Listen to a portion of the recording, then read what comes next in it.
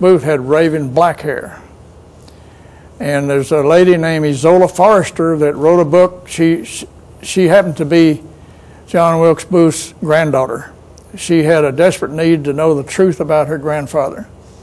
So she did heavy research for a number of years and wrote a book, a 500-page book on the subject. And I have a copy of that book, and that's where my Lincoln information comes from. And I'm convinced that that's real fact.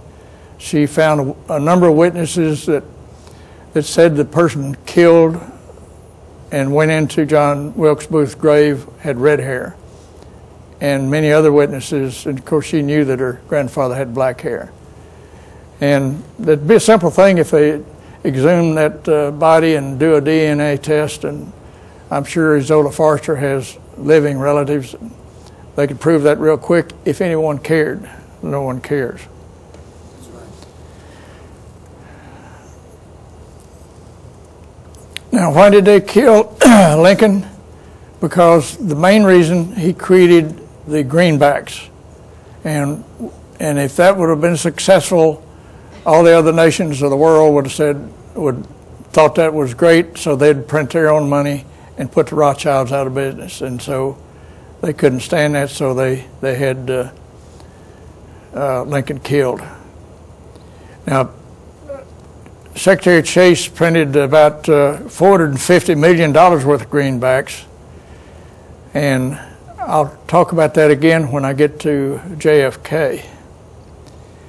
Before we get into JFK, let's talk about CIA and mind control. Right after World War II, both the Russians and the U.S. government were very interested in acquiring the German scientists, particularly the rocket scientists and aerospace engineers.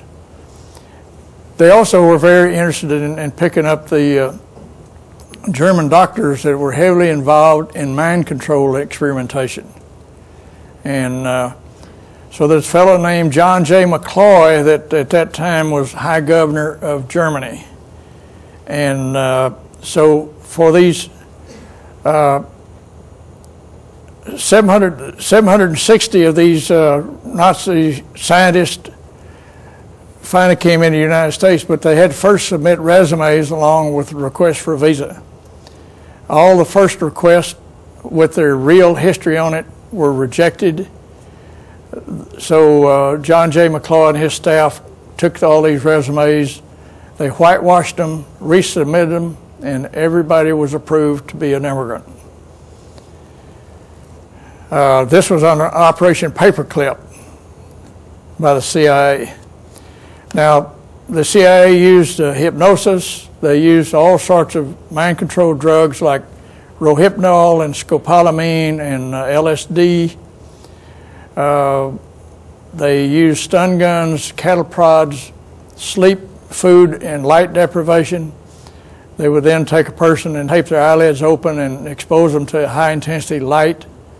They would expose them to high-intensity sound.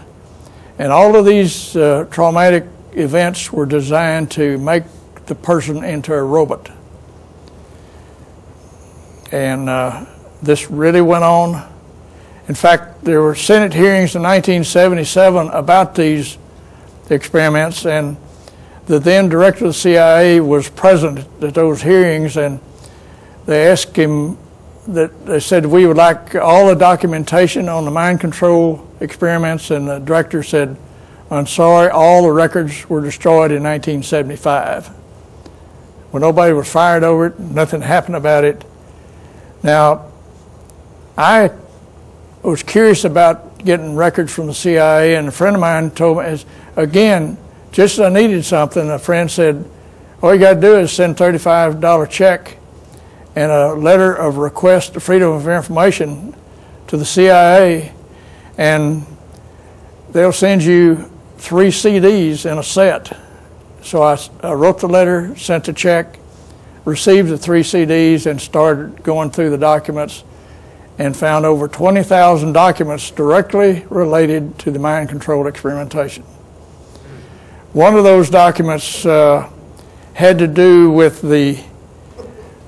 taking a person and through all of the trauma they wanted to see if they could take a foreigner and make that person into a robot and have them kill a world leader. Now, down at the bottom of this document, and this document is in my book, in handwriting, and I'll have to paraphrase it, it says something like, "This looks very interesting, we may need this later," and then initials right under it. In 1962, there was a movie made called The Manchurian Candidate. The theme of that movie was that an American soldier would be captured by the North Koreans, brainwashed, and under hypnosis told that they could go back to the United States, and at some point in time they would receive a phone call. During this phone call, the person on the other end of the line would give them a trigger. A trigger would be some word like a rose or something like that. When that trigger was said, that person would immediately go into a hypnotic trance, would go get his weapon and go kill the President of the United States. That was the theme of the movie.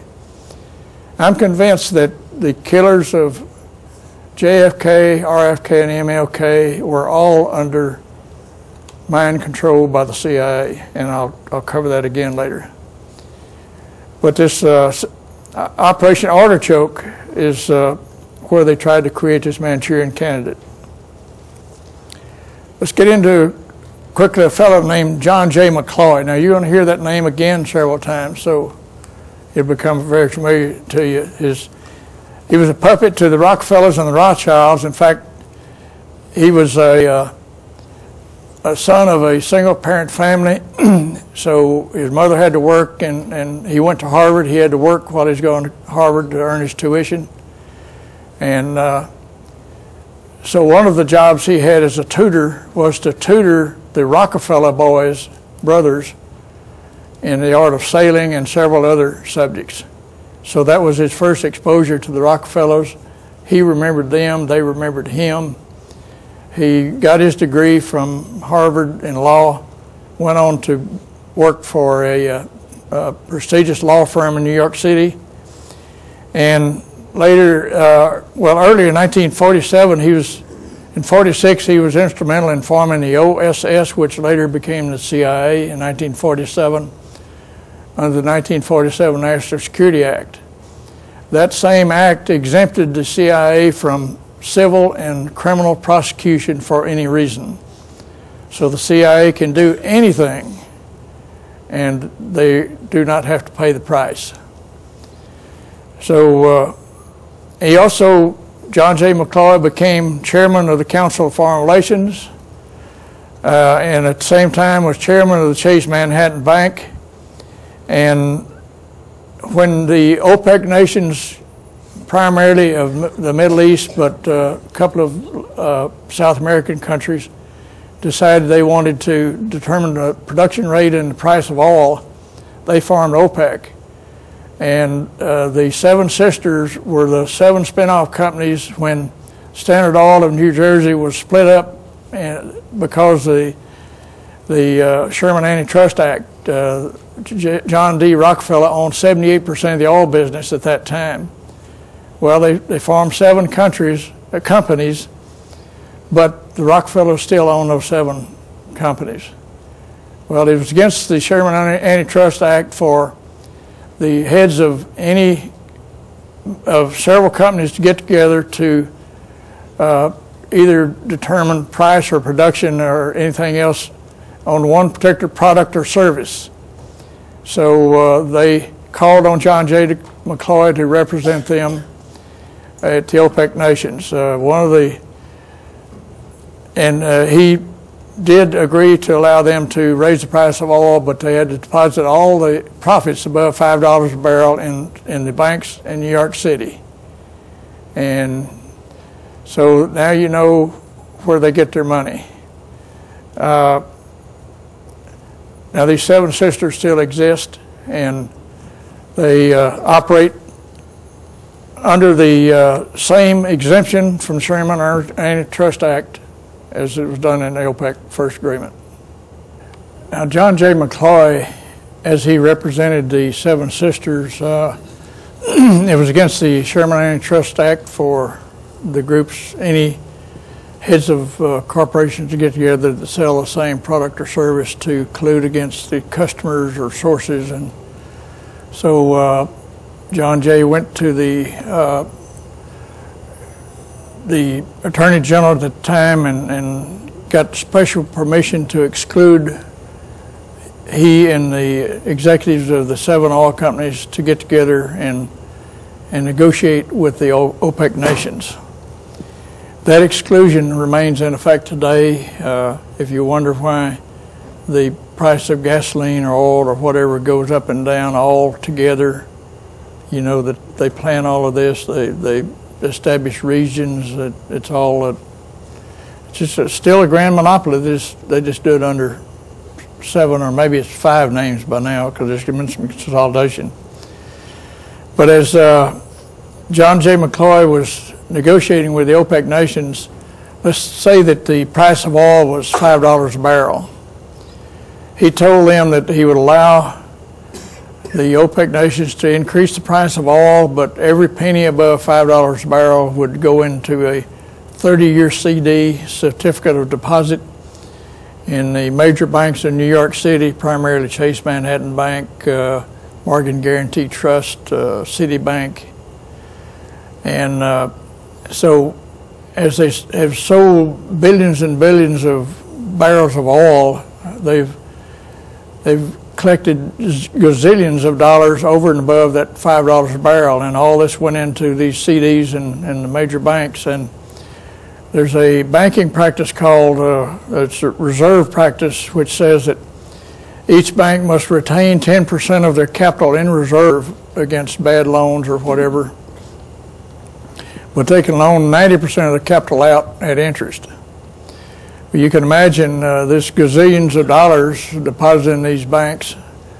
Now there's another phenomena that, let's take an example that if this city has only one bank and they loan $1,000 to a person and they don't really need it, so they deposit in a savings account in this bank, and then the bank then can take $900 of that $1,000 and loan it out again, and they loan it to someone that doesn't need it, so they put it in a safe deposit box or savings account in that same bank, and then the bank can loan 90% of that out, and so on and on and on until they get the last dollar. So this one act of depositing $1,000 can create $9,000 in new money.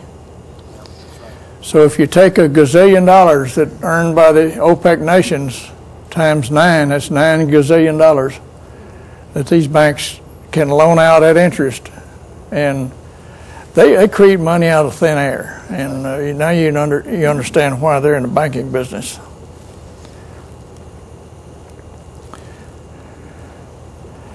Now let's get into Lyndon Baines Johnson, the news media, Texas, Dallas, and the Johnson's private lawyer. Lyndon Baines Johnson was directly responsible for murdering over 12 people in the state of Texas. And I've got 12 listed here, and I'll cover some of them, not all of them. But he would go to Cliff Carter and tell Carter who he wanted killed, and Mac Wallace was his #1 shooter. And Mac Wallace would just go down and kill him or poison him or whatever it took to do it. But let's talk about the first person, a fellow named Henry Marshall. Henry Marshall worked for the Agriculture Department, and he got a wind of a kickback scheme and a scam that Billy Saul Estes had worked up, where he was involved in cotton allotments. And so Henry Marshall also found out that Billy Saul Estes was kicking back to Lyndon Johnson and was fixing to blow the whistle. So Lyndon simply told Cliff Carter to send Mac to Texas. So Mac Wallace came down to Texas, followed Henry Marshall out on his farm. Now the official story is that Henry Marshall stopped his truck, got out and put a hose in the exhaust pipe, put it in the cab and rolled the window up, and then got in there and breathed the exhaust fumes for a while, and that wasn't doing the job. So he whacked himself on the head, and that didn't do it.